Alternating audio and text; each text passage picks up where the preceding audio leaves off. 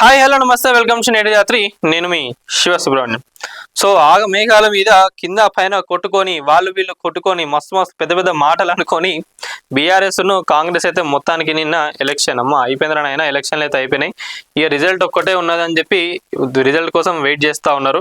ఈ ఆడ కూడా చాలా అవకతవకలు జరిగినాయి. ఇక్కడ ఓట్స్ రిగ్గింగ్ జరిగింది, ఫేక్ ఓట్స్ చేసిండ్రు చాలా మంది అని చెప్పి బీఆర్ఎస్ చెప్తా ఉన్నది. మరి నిన్న ఎలక్షన్ కమిషన్ కూడా చక్కగా లేదని చెప్పి కూడా బీఆర్ఎస్ పార్టీ చెప్తా ఉన్నది. సో ఓవరాల్ గా మనం చూసుకున్నట్లయితే ఎంత పర్సెంటేజ్ పోలేదంటే ఇదైతే ఘోరం. అసలు 48.47% ఓట్లు నిన్న అయినాయి. ఏది మనం చూసుకున్నట్లయితే 6 o'clock వరకు. జనరల్ 5 తర్వాత 6 లోపల ఎవరైతే ఉన్నారో వాళ్ళకే అలౌ చేస్తారు, తర్వాత వచ్చిన వాళ్ళని అలౌ చేయరు. సో దాని బేస్గా చూసుకుంటే 48.47 అంటే జూబ్లీ హిల్స్ లో వచ్చేసి 4 లక్షల మంది ఓటర్లు ఉన్నారు. అంటే సగం మంది కూడా చేయలేదు, 50% కూడా దాటలేదు. మళ్ళీ దీనిలో ఇంకోటి మనం చూసుకున్నట్లయితే టాలీవుడ్ కి సంబంధించి ప్రముఖులు, హీరోలు, హీరోయిన్లు కానివ్వండి, సినిమా ఇండస్ట్రీకి సంబంధించిన వాళ్ళు ఎవ్వరు కూడా వేయలేదు.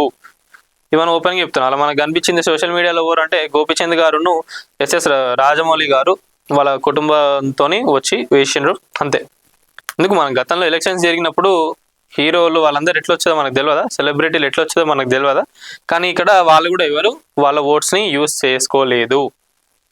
ఆల్మోస్ట్ తెలంగాణ సినీ కార్మికులకు సంబంధించి 22,000 మంది ఇక్కడ ఉన్నారు ఈ జూబ్లీస్లో.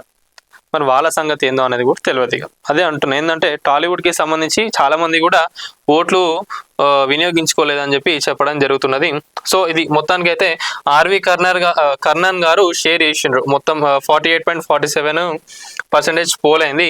మరి ఈ 48.47%లా మరి బీఆర్ఎస్ గెలుస్తుందా, కాంగ్రెస్ గెలుస్తుందా అని ఎవ్వరు కూడా చెప్పలేకపోతున్నారు. ఎందుకంటే ఒక్కొక్కసారి పోలింగ్ పర్సంటేజ్ని బట్టి కూడా తెలిసిపోతుంది ఏ పార్టీ వస్తుంది ఏందనేది. ఎగ్జిట్ పోల్స్ని కూడా మనం ఎప్పుడు కూడా నమ్మలేం.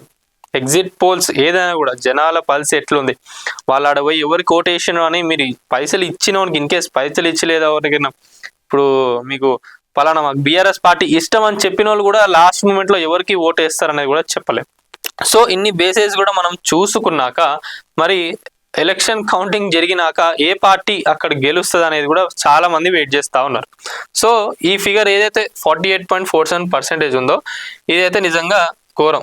ఇంకా లాస్ట్ మూమెంట్ వరకు కూడా ప్రతి ఒక్క పార్టీ వాళ్ళు ఇంట్లలోకి పోయి మరి అరే రండి నాయనా వచ్చి ఓట్లు వేయండి, ఇంకా టైం ఉన్నది, ఎందుకు వస్తలేరు, ఏ పార్టీ బీఆర్ఎస్ కానివ్వండి కాంగ్రెస్ పార్టీ ప్రతి ఒక్కరు కూడా వాళ్ళందరు ఇంట్ల దగ్గరకు పోయి వచ్చి ఓటు వేయండి అని చెప్పినా కూడా ఎవ్వరు కూడా ఇళ్లలోకి వెళ్ళి కదలలే అంట. ఇక జనాలు ఎట్లున్నారు, ఇక ఓటర్స్ ఎట్లున్నారు అనేది ఒక్కసారి ఆలోచించుకోండి.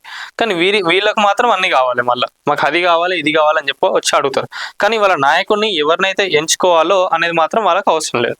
ఓటు వేయడానికి మాత్రం చేత కాదు, మాకు అన్ని కావాలి అంటారు కానీ ఏం చేయరు. మళ్ళీ జనాల దగ్గర కూడా ఫస్ట్ మారాలి. మీరు కూడా ఓటు అనేది ప్రతి ఒక్కరు కూడా వినియోగించుకునేది, ఓటు అనేది హక్కు. మీరు అది ఇక యూజ్ చేసుకున్నప్పుడు ఇక మీరు ఎందుకండి కొత్త రూల్ పాస్ చేయాలి. ఏంటంటే ఎవరైతే ఓట్స్ని క్యాష్ చేసుకోరో వాళ్ళకు అసలు ఆఫీషియల్గా కానివ్వండి ఎట్లయినా కూడా గవర్నమెంట్ నుంచి ఏవి కూడా రానివ్వకుండా చేయాలి. అప్పుడే వీళ్ళు చక్కగా ఉంటారు. సో మొత్తానికి అయితే మేఘాల మీద కింద మీద పడి చాలా కష్టపడ్డారు బీఆర్ఎస్ వాళ్ళైనా కాంగ్రెస్ వాళ్ళైనా కూడా. మరి ఇప్పుడు మనకు తర్వాత జరగబోయే కౌంటింగ్లో ఏ పార్టీ గెలుస్తుందని మీరు అనుకుంటున్నారో ప్రతి ఒక్కరు మీ కామెంట్లో తెలపండి.